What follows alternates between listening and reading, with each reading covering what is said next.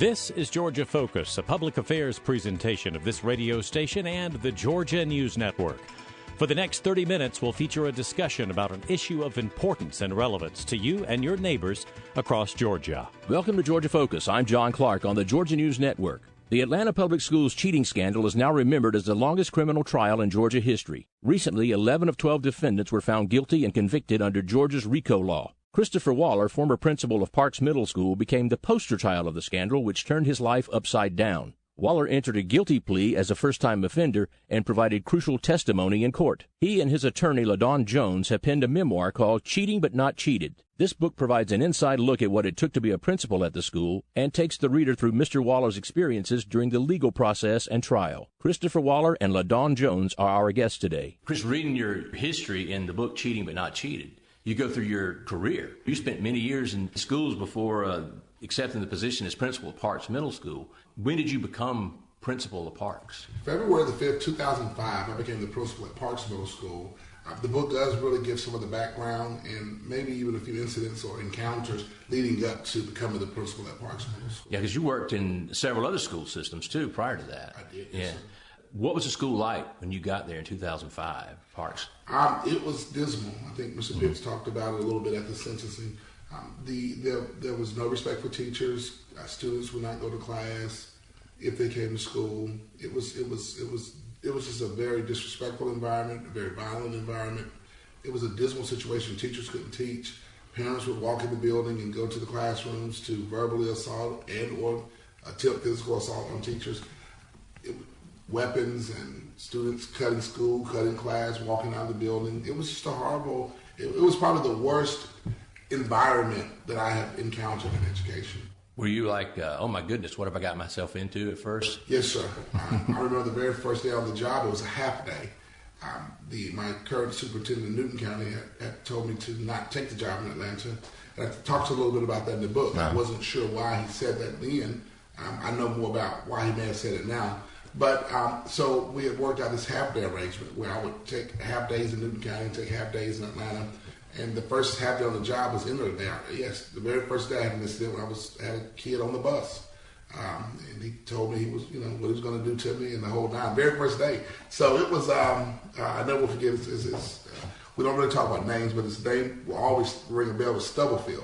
Yeah. I won't talk about first names, but the incident was very, very, very, very interesting. But very first day on the job. So yeah, I encountered and actually thought about, what have I done? What have I got myself into? It was more than I anticipated and more than I'd ever encountered. And I wonder whether I was adequate or had been properly trained and prepared to operate in that kind of environment. You talk in the book too about previous incidents you'd have. You actually took a gun away from a student at one point. And we did that in another school system. And in this school system in Atlanta, I think a convicted felon was on campus with a loaded guns after some kids who were on a school bus. So taking guns almost became just a second nature way of life. Working in the inner city schools. You had your work cut out for you then, it's safe to say, when you got to Parks. To say the least. Exactly, it sounds like. When you got there, though, the cheating didn't come with you, it was already there, as I understand. The cheating was already in the system and in the school. And if we really look at the data, and we talk about that in the book, the initial data, all of the students scoring in at 298 and 295, my very first year, I remember looking at the data with the State Department and saying, the kids are just one question away. Later, we were able to recognize that it wasn't necessarily that they were one question away. There may have been some human intervention. And we started saying, i.e. cheating throughout the process. There may have been some things that have gone on previously that landed scores at 295 and 298. The statistical analysis would have shown that many kids would not have been one question away from passing the test. So I think that cheating had gone on in a lot of places prior to me coming to Parks. And then even when I was no longer at the school, there was an incident reported to the Office of Internal Resolution of cheating that had taken place. So, and I don't think just at Parks, I think cheating was going on in a lot of places prior to me arriving to Atlanta Public Schools. That's something that stood out to me, was the fact that if you're going to change scores or anything, that it went almost to perfect. It was like a red flag all the way around, and it was, I guess, certainly clear to you that something's going on, because it wasn't gradual at all. It was like going from 0 to 60 in no time flat. Yes, I think we talk about that a little bit in the book as well. We do talk about the red flag scenario where the scores were outrageously increased. Some of that I think was done intentional to wave a red flag, and even with the red flag waving. What was your reaction when you found out that you knew that cheating was going on? Was there a lot of pressure at that point to keep that environment going? Well, no.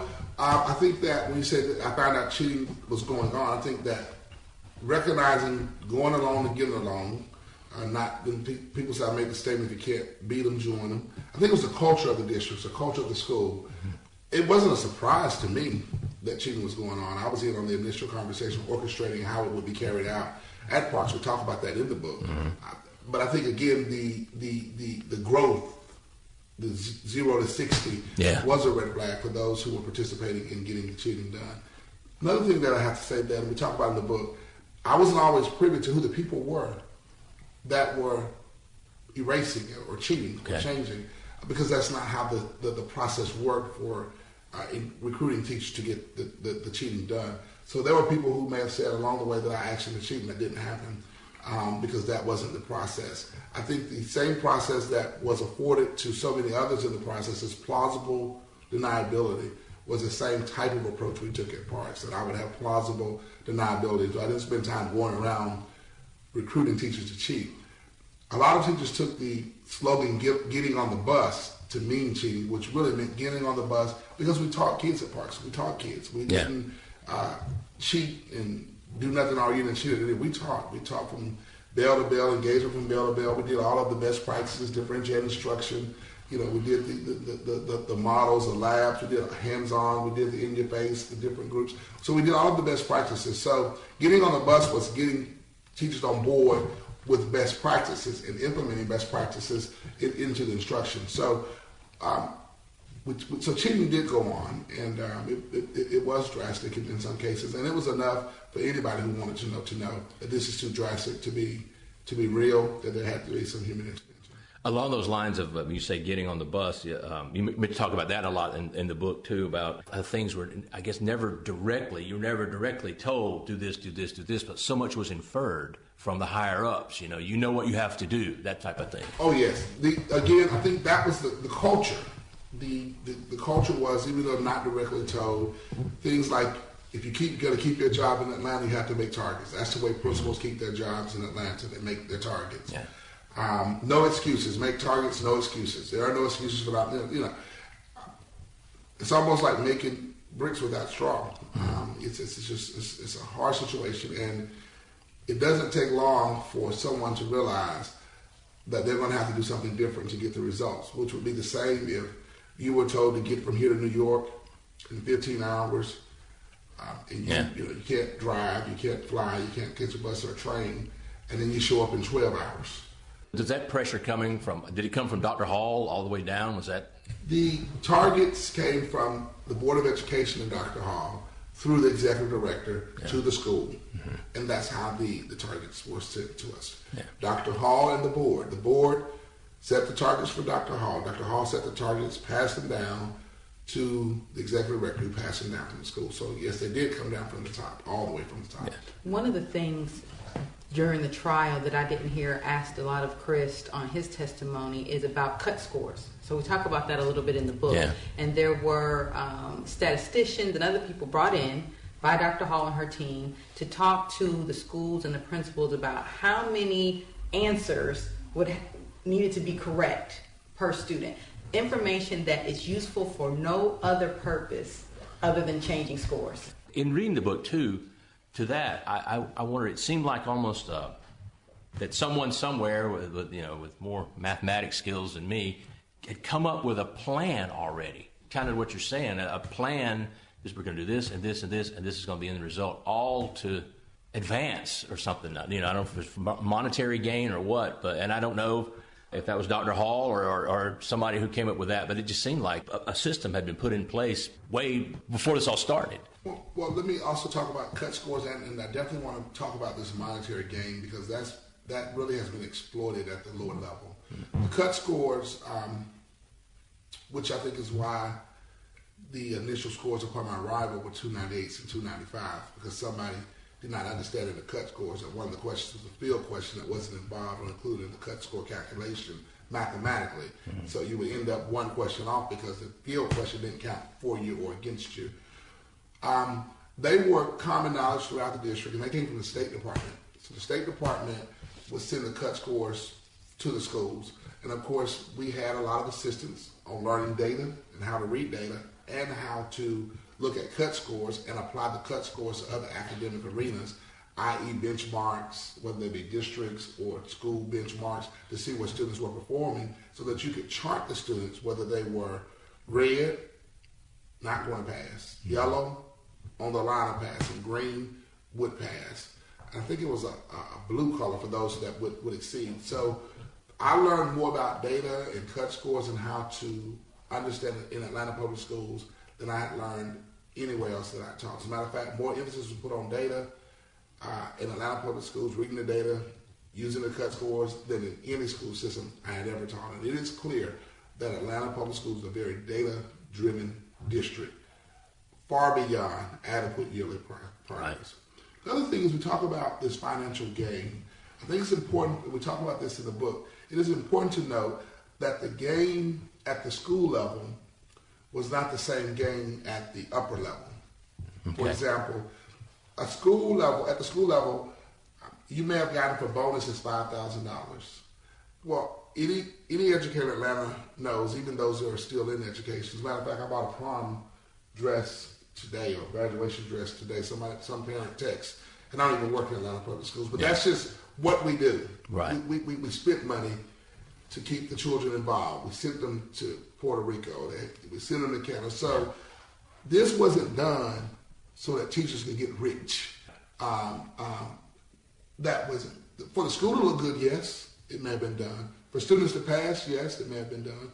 In our case, for the school to stay open so the kids would have their own school, yes, it may have been done. But it wasn't done for educators to get rich. So educators were not cheating to get rich, to rip off kids. Now, I did recognize during the trial and looking at the different information that Dr. Hall may have received $500,000 plus in bonuses. No one at our level ever saw that kind of money, nothing remotely close. It was totally two different levels. So I'm not ready to subscribe to the fact that teachers did this to get rich, because there was no money there to get rich on. You spent money to work in the situations in Atlanta Public Schools, and teachers are still spending money, their own money, to work in Atlanta Public Schools because we have to help the children out. We've heard others, involved in media reports and all that talk about the kids were ultimately the ones cheated. But I know in the book you say, and in our previous interview, you maintained that the kids were taught. They never, and you touched on it earlier. There was never a focus taken off of teaching. Not at all. The children at Parks Middle School were taught. They were exposed. They were experienced. They, if it was there for a child to have, we found a way to get it for them. Yeah. They received the tutoring. They received the ballet classes, the gymnastic classes, the martial art classes, the tutoring classes. They received free computers to take home. They were not cheated. They took the trips. Didn't just learn about the rainforest. We took them to the rainforest. So we put them on planes and took them to Puerto Rico. A lot of these kids had never been out of the neighborhood. We took them to Washington, D.C. so they could go to the White House and see the Capitol, see the Smithsonian, see all the things that, we took them to Canada, all over the place. Yeah. So there was cheating, and we taught every day. A lot of the awards that Parks Middle School received, I don't think one of them I can't think of one award that was based on test scores. The rewards that Parks received as the model school for SFA, that was based on school visits. Mm-hmm. They came to the school and looked at the instruction several times. The Ed Trust Award, they came to the school, I think, 2 or 3 times. They looked at instruction. They went from class to class. They looked at instruction. The CMCD Award out of Texas, they came to the school. They looked at the climate. They looked at the interaction between the teacher and students. They did the surveys. They did inventories. So the awards that we received at Parks were not based on test scores for the most part. Most of them were based on actual day-to-day operation and actual instruction that was going on in school. So there was cheating. We couldn't get you there in 6 months. Mm-hmm. We just didn't have the time to get a child from where they came to us to where they needed to be. So there was human intervention. So even though there was cheating, the kids at Parks were not cheated out of an education, and they were not definitely cheated out of opportunities. I see them all the time. And they still say thank you. Yeah. So we still have to remind them that you were not cheated, so don't walk around here like you're inferior to anyone else or the whole world is smarter than you because you went to Parks or you went to Atlanta Public Schools. It's not the case. You're just as bright as everybody else. We just had to do some things to keep our school open as we moved you forward. So there was cheating, but the kids at parts were not. I'd asked you once before about how it felt when you finally knew there was an investigation. You'd said you had no idea that what you were doing was illegal, that you were breaking a law. You knew maybe you get fired, but not breaking a law. That had to add to the pressure there once you found that out. Yes. Educators don't go to school to engage in criminal activity. We just don't. Right. We go to school to save the world. And we start out trying to make sure we do that every single day of our careers. I had no clue, and I think a lot of teachers, I knew I could have been fired. I knew it was unethical and immoral, but I never thought it was illegal. And to be quite honest with you, we were just put in a situation where we had to do what we had to do. And quiet as kept, most people do that when their backs are up against the wall. But we had no clue that it was illegal. Would have taken, all of this would have taken a totally different turn had we taken time to recognize that this could be construed as, number one, hurting the child, and number two, that this could be understood that it would be criminal. I think it would have taken a totally different turn. One of the chapters in the book goes through the many defenses that Christopher had in his head before he came out with the truth. And now that the first sentencing has occurred, that's one of the questions the public wants to know. What is it that these teachers are thinking, and why haven't they taken responsibility? And one of those 6 defenses that we discuss is the fact that some folks can't swallow the pill that these actions were in fact criminal, right? Particularly depending on what their actions were. If they didn't use an eraser themselves to particularly erase a test, what have they done that's specifically criminal? And that's why I think we see so many of them, of the 11, that are still holding on to this case. What were your initial conversations with Chris like when he first came into this office and started talking about it? Where did you start? Well, a lot of it was what you see here. A lot of our conversations started, and Chris was very much stuck on all the good things that have occurred, what has not been investigated, what they did do in the school. And it took us a while to get to the point where, despite all of those things, what specifically occurred on those tests that led to an indictment happening, and what was his involvement with that. And that took some time to get to that breakthrough, but it was also a reason why he chose to write a book to help express those other things that were so important. You pleaded not guilty at first, and then you later changed. How did you go through that process from pleading guilty to deciding? I know there was a lot of negotiation with the Fulton County DA's office, and you talk about that a lot in the book as well, but how did all that turn and you go back to plead guilty? One of the things that I recognized in order that I need to take some public responsibility for my part in the scandal. And I, like many other people, say I never erased a test, I never touched a pencil, I never touched a test, I never did this. But I had a part in the orchestration. And it's not always action, sometimes it's inactions. So the recognizing that I need to take some public responsibility for my part in the Atlanta Public Schools cheating scandal, and trying to come to grips with the fact that I indeed had been a part of something that has been interpreted as criminal and something that has been interpreted as hurtful to children. The same children that I went to school to save is now being interpreted that I did something to hurt them. And then you testified in court. Talk about that. Was that I guess that had to be a pretty harrowing experience to go in there too. Well, honestly, it was made very easy because I only had one requirement. Part of not taking public responsibility, there are a lot of different requirements, but testify, there's only one requirement. And my attorneys made it very clear from day one when we decided we were going down this road of public responsibility that I would just have to tell the truth, period.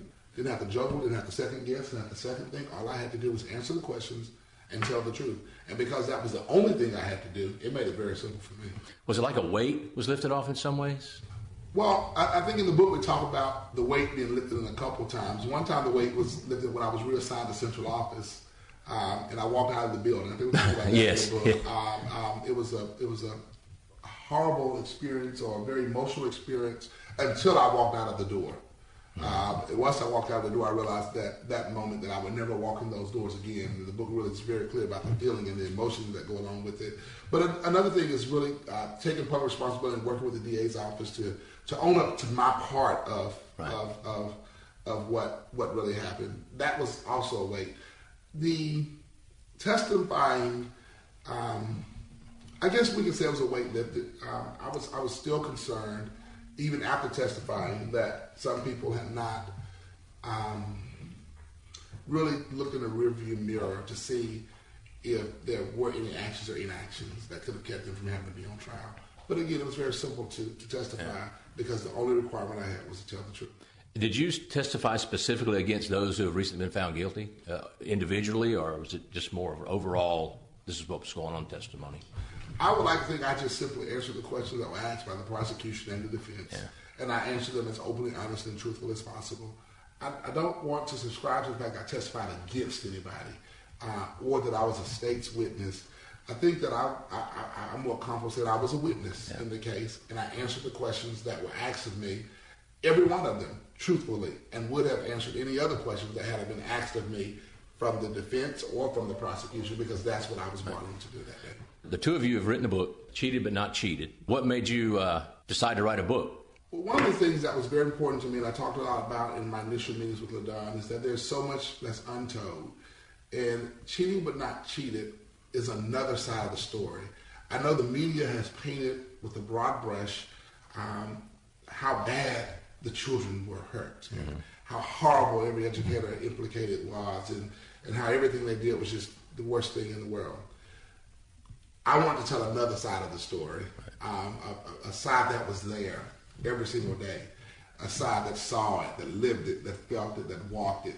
And I'm not sure if as many of the media outlets have been able to go into a school every day for 16 years, or work in the Pittsburgh community to see the things that we had to deal with, and encounter some of the experiences and some of the hurts and the pains of families. And I thought I was in a position to tell another side of what happened. And so that's how we ended up with the book Cheating But Not Cheating. For about 2.5 years, Chris and I worked together on this case, and after he took his plea in February of 2014, that summer I was traveling and saw the New Yorker magazine had a 10-page article that I'd known Chris talked about and interviewed for, but I did not realize it was going to be a front-page article the way it was. And upon speaking with the author of that article, she explained that there was national interest. And so Chris's case was over. We knew the trial was coming up. We knew it was going to be a long trial, and he was still felt adamant about telling this side of the story. And so we decided to go ahead and move forward together. It's an eye-opening book, and certainly an interesting read. And it just came out not long ago, a few weeks ago. Well, where's it available? Right now, everyone can go to cheatingbutnotcheated.com and order it directly, and then it will be available on Kindle and Amazon and all of those other things by May 15th. And you're donating a portion of the proceeds of the book to a charity, right? Yes, sir. And you're a pastor as well, right? I'm a pastor at the Butler Street Church, but we're donating money to the charity, the orphanage in Haiti, where we work with children there. So we're donating money to that orphanage person. One of the things that Chris has expressed that this is not a book about redemption. He's not writing this book to become rich. He's not writing the book because he somehow wants to make himself feel better. There's another part of the story, and if we as a city, as a state, as an educational system are going to heal, we can't repeat the same things again. And thus far, no one has asked for this third dimension of the story related to the cheating scandal, so he almost felt obligated. I know this has taken a tremendous toll on your family, too, so are things starting to get better? How are you coping with everything at this point? Well, it's difficult. Every day is difficult. But what I can tell you is that the sun shines every day. And a lot of times, I thought that wouldn't happen, that the end would be there. And the next day the sun would come up. When I thought the end would be there, the next day the sun would come up. And so you live through it, you learn from it, you live through it. You get a chance to learn some things that you didn't know. I've learned my relationship with God is stronger. I've learned more about a whole lot of situations. I've grown up a lot in this situation.